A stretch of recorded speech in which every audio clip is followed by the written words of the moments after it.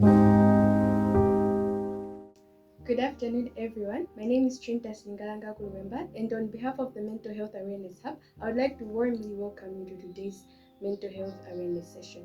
So today we're diving deep into trauma and healing, how we can deal with trauma, what is healing, as well as we'd like to understand why this topic is very necessary for our mental health. So today we're very honored to have a special guest, Professor Chiwoza Bandawe. Welcome, Prof. Thank you. Before we dive into our discussion, may you please briefly introduce yourself? So, as you said, my name is Chiwoza Bandawe. I'm a clinical psychologist. So I'm a professor at the University of Health Sciences in Atlanta, and I also have my own clinic, the one here where we are, Harmony Mental Wellness Solutions. Thank you very much. So to dive into our today's topic, our very first question is, from a psychology perspective, what is trauma and what is healing? Right, so when we speak of trauma, we are speaking of a wound that you experience as a result of an event. And it's usually an event that overwhelms you. It's an event that is normally outside the normal realm of life experience. And it leaves an impact on you. And so the wound we are talking about is an emotional wound. It's like a scar, like a pain. And basically it throws or destabilizes your sense of self that you have. And it fragments it. I like to give the example of a filing cabinet. So a filing cabinet has got everything sort of piled up or filed, all the papers neatly. And so the trauma is like somebody coming and opening that filing cabinet and just taking all the papers out and just throwing them all over the place. And so it totally destabilizes one's sense of self. And so that's what trauma is. And then the healing is, if you like, collecting all those papers and trying to refile, trying to reorganize your life, because the nervous system is drastically shattered or affected by the trauma. That is very interesting. So our next question will go to August.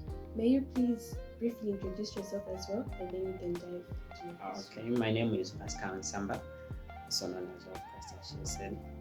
So the next question is, in what ways can trauma go unrecognized or be dismissed in everyday life? Right, so there are those traumas that are obvious, but there are also other more subtle hidden traumas.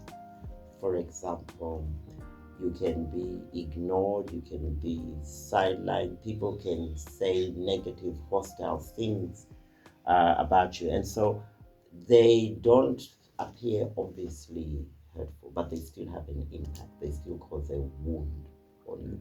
And so what we tend to do is we tend to ignore those. We may feel pain, we may feel disappointed, but we tend to brush it aside that that's not an issue, think sort of thing. So so we sideline what we feel, we sideline especially what we feel and what is going on in us. Thank you. Taking it from there, my name is Esther Longwe, and the question that I have for you is, what are some common signs that a person may be living with unprocessed trauma? So there are several. So the person may be suffering from mental disorders such as anxiety, depression. The person may be irritable. They may be short-tempered. They may even engage in behaviors that are harmful or self-destructive, like addictive behaviors. And especially even in terms of the way that they might think through things, they find that they struggle to concentrate, they struggle to focus, and also they become very consumed by the trauma. It begins to define them, that's all that they think about most of the time, and they go over it again and again and again and again in their minds, And as a result of doing that, it really becomes something that defines them. They forget the positive things that are happening in their lives and become very consumed on the trauma.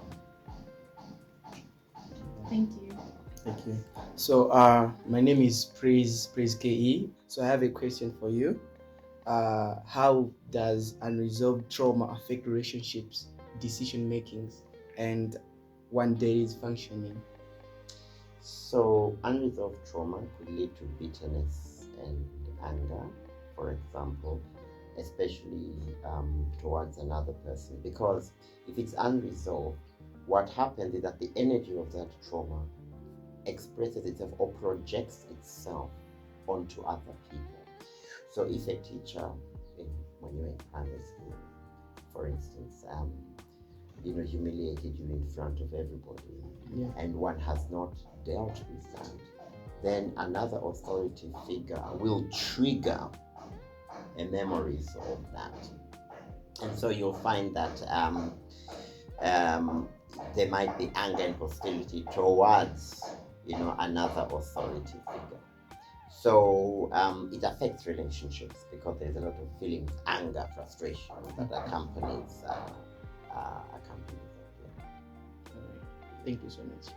So on our day-to-day basis, it's normal for a human being to feel very stressed, right? Yeah. So how can you differentiate normal stress from trauma?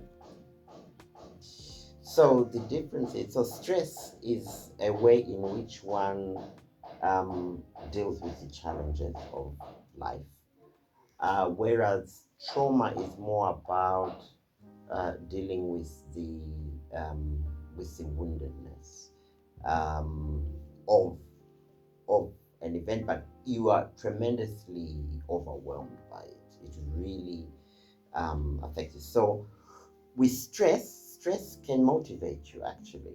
It can make you want to do better, it can drive you, it can drive. Whereas with trauma, it disturbs you. It's like it disturbs the nervous system.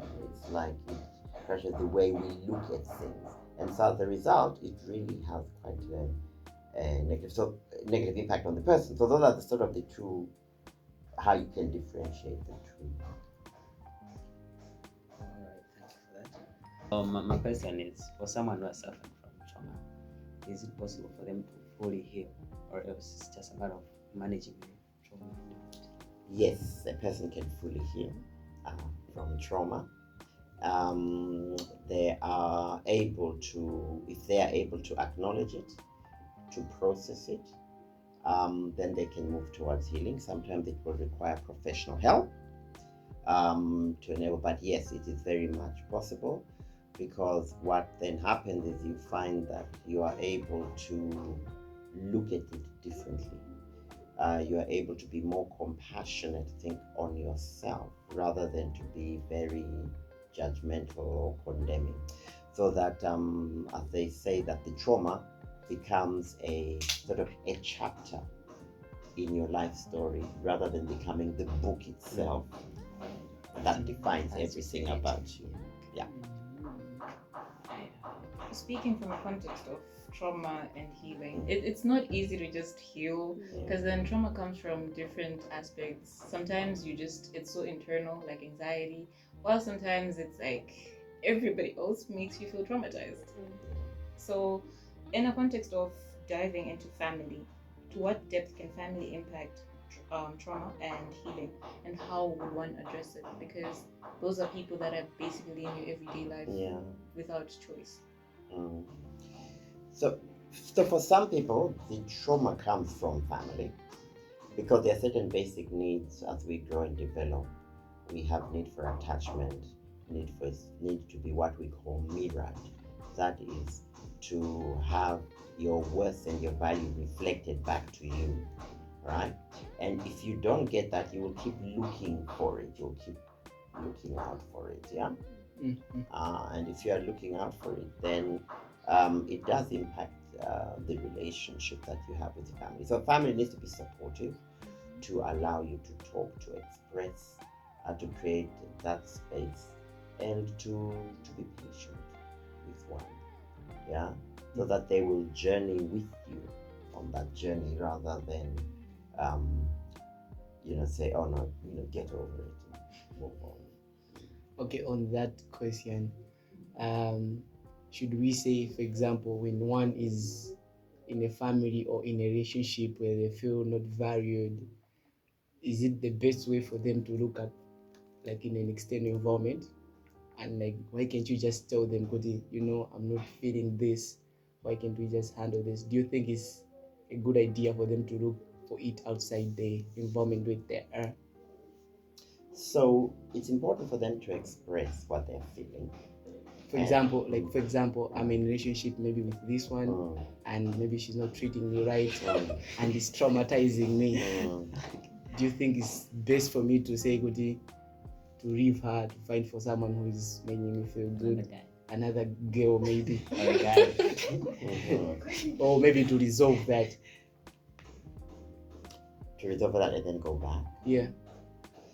Well, that brings, I think, a whole lot of complications in addition, because I think one of the things people need to realize is that no one person can meet all your needs. Wow. Okay.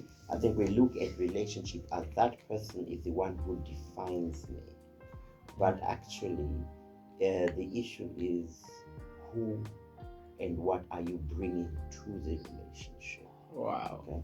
So when you do that, then you're able to recognize that, okay, my friend here who I'm going to walk with and journey with has shortcomings, as I have shortcomings. Yes. And therefore, there is no need for me to be totally dependent on that person to meet all my needs. Yeah, yeah. And I think that's a mistake we often make. We think that the loved one is the one.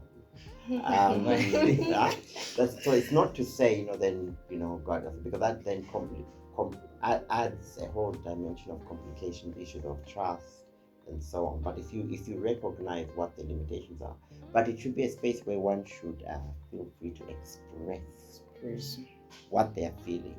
And very often, I think one of the big challenges in relationships, since you bring it up, is the issue of conversation. That we don't have quality conversation. Usually when people are in love, they're talking about, I think your eyes are beautiful. I love your hair. All those things. Yes. But it's because maybe we are not taught how to have quality, deep conversations that enable that healing process. What do you think are some of these conversations? So some of these conversations are, for example, what was the relationship between you and your mother, you and your father? Wow. To have that kind of knowledge that how, basically see how they see the world. What are your life goals and visions? What is your life mission statement? Yes. How can I support that? Wow. What is some of the pain that you are carrying, Wow. that you have observed in life? Yes. How can I support that? Yeah, so those kinds of conversations. When you bring up the fact of conversations, not having those deep conversations, it reminds me of how most Black families, especially in Africa, right, they don't believe in mental health. They don't think trauma exists. They're like, the only source of healing you can have as a person is you're sick, you go to the hospital, you come back home, you're fine. Yeah. But when it comes to the mind, they don't really think much about it. What would you have to say to our viewers? Because that's something so many people are failing to tell their families, that I am currently going through depression, because they'll be like, what's that? Yeah. I mean, it is a challenge. We need to really educate people. We need to educate parents. We need to educate so that they can understand that health is not just the physical. Yes. And that the mental or the psychological affects the physical and vice versa. So that kind of education is very, very important. That's what we really need to and to be able to create those spaces. It's difficult when patterns have been established. Yes. That we don't talk about these things. So it's more difficult, to introduce. But it just but it's also important to model, to say, look, this is how I'm feeling. It may be dismissed, but also I think it's very useful to recognize that if you're going to express what you're feeling, you should not rely on the response. You should focus on doing the expressing and then leave the response, because the response is something that's beyond your control. Oh yes. Hey. Oh, that's deep. So in a scenario where you've expressed how you feel, Yeah. you have spoken out about your feelings, Mm. how do you deal with being dismissed now? Because as just said, in most African homes, they don't believe in mental health. They will dismiss your feelings. So how do you handle that? So what's important is to recognize that you have expressed, and to focus on the fact that you have said what you want to say. But to also acknowledge that being dismissed is painful. It hurts because it's something that is important. You've made yourself vulnerable. Yeah? So you acknowledge that, ouch, this hurts. So what I then recommend is maybe if they can't validate what you're feeling, you go and you write a letter, but it's a letter they don't necessarily have to see. If they don't see that letter, that's fine, and then you tear it up. But the act of writing discharges a lot of what you're carrying. It's called cathartic. It's called what? Writing, cathartic writing. Cathartic Yes, writing. you are really discharging onto the paper your emotions, and the emotions are being. I'll try to do that one day. And I think I that has recommend also it. been very helpful for me, because every time I'm that one person who's not very expressive. So every time I'm overwhelmed, I have to write it down. Right. And So do you it's find really, it helps? Yeah, it really helps. It does. It really does. I'll write it once I've experienced a heartbreak. By the way, sir, I'm interested. Like, what inspired you to get into the field of mental health? And then Mental health. Yes. Yeah. I think a lot of it was really, but two things. It was one, just recognizing that the need is there, but also just feeling the compassion to want to really have that. There's a lot of people in pain, myself included. So just say, but there's nothing, no one. And initially, I'd wanted to do law, but then it was when I was a chancellor at college that I came across psychology quite by well, somebody just mentioned when I was looking for another course, and I said, well, let me try. And when I went to attend the psychology class, I just knew. And right from my first year there, I started telling everybody that this is my field and this is what I'm going to lecture in.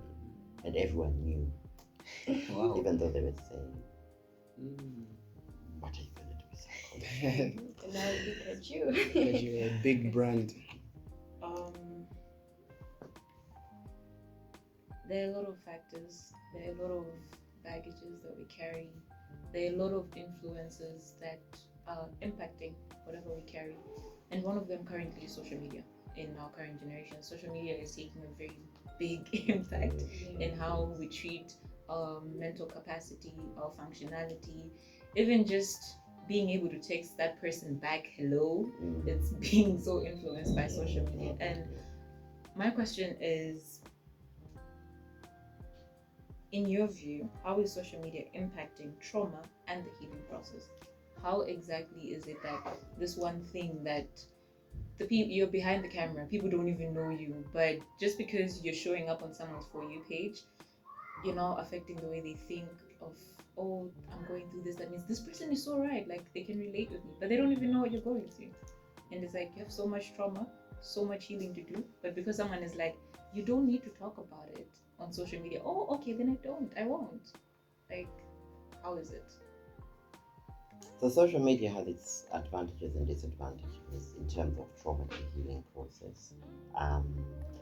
So you will find that many people who go through pain are very much influenced by what they see or what they're told. So that social media tends to define for people. So we tend to put away our truth of what this is what I'm feeling because it doesn't look good or it's not being validated by others. So it's very important to recognize, to learn to question the validity of a lot of social media, because we just accept whatever is put out there. We just accept that, oh, it must be true. Not necessarily. Sorry, it's fine. So not necessarily. So it's important to question, to research, to ensure that the information you are getting is indeed helpful and useful, and it's something that resonates with you, because it can hamper the healing process, because it's more about show, and social media is, a lot of it is about external show, but whereas trauma and healing is internal. Finally, I want to ask a very good question. The others weren't good. It wasn't on the list. It wasn't on the list. I want to ask, in what role does religion play as far as healing is concerned? Do you believe that, as Christians, we believe that Jesus Christ heals our wounds? Do you believe in that?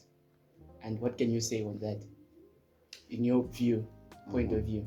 Okay, so in my view, yes, it does, absolutely, because it gives a stability. Faith gives a stability to a person's sense of self. There are also scientific studies that show the absolute importance of having faith with regard to one's mental health and mental well-being. And so faith is very, very important, because you feel you're not going through a journey on your own. Yes. You feel that there are others who resonate, and that there is God, a bigger, higher power that cares for you, and so there's that sense of being valued, and that's something that faith gives, and that's very, very important for spiritual and mental. I think I have 2 additional questions as well. So the first question is, I've heard rumors that when it comes to professional health, for example, in terms of depression, they just give you antidepressants, and they don't necessarily heal you from the depression, but just suppress it. But you can still be going through whatever you're going through. Once you get triggered, it even comes with more power and stuff like that. So to what extent is professional help very helpful when it comes to depression, stress, and trauma? So professional help has been shown to be very, very effective, and there are different types of professional help. So you have what we call the psychosocial interventions, counseling, psychotherapy. Those are very, very important and very good. So there are many kinds of counseling approaches, and those are known to be effective. They direct, they make you feel accompanied on the life journey. They're absolutely important. Medication does come in, particularly where there is, let's say, severe depression. Okay, so psychiatrists will prescribe, and there are different classes and different types of medications, antidepressants, that have different impacts on how a person is feeling, right? But usually what is very effective is a combination. So let's say you're put on medication, but you also need, you can also be doing psychotherapy at the same time. So that collaboration between the different approaches. And my final question is, have you ever gone through something very traumatic? And if yes, how did you deal with it, and how did you heal from it? Yes, I have been through trauma, and how I went through it. And basically what that trauma was the death of my father. We lost our house in a fire, and so our whole house went, and I was there visiting, and so we managed to, me and my mom managed to get her, but we weren't able to get my father out in time. So that was very traumatic, and so it's a process. And so how I went through it, I received psychotherapeutic help, particularly what is called soul processing in Ghana. So I got a lot of, there were a lot of sessions, so that was very helpful to help me grieve the process. All right, thank you for that. I also have one question. Okay, what are some of the biggest myths young people believe about the trauma and how dangerous are they? So some myths about trauma that people have, Yes, and that it's not serious, it's something that you can just brush aside. That pain is if you feel it physically, or that I can deal with it, I can get over it, I can handle it by myself without getting help.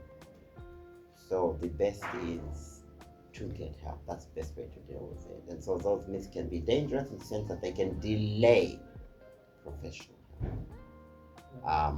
And they can prevent you from acknowledging what you're feeling within you. One last thing. May you please tell us about Harmony Mental Health Wellness Solutions Yes. so that our audience Yes, should yes, also be able they to should know know. about it? Oh, okay. So Harmony Mental Wellness Solutions is a clinic here in Blantyre, Malawi that uses evidence-based psychotherapeutic tools and approaches. So we are a team of 2 psychologists and a psychiatrist. And we also have we go out, we do community outreach, so we speak in organizations, in schools, in different spaces, we run workshops. The whole idea is to ensure that people are mental health literate, that we have people being as mental health literate as possible. That's what we seek to do.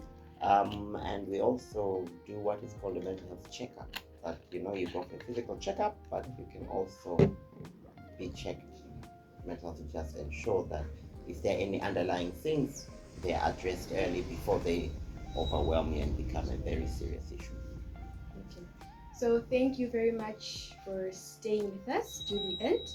If you need any professional help when it comes to mental health, please don't hesitate to reach out to us as well as Harmony Mental Wellness Solutions. We'll leave the details in our description below. Thank you.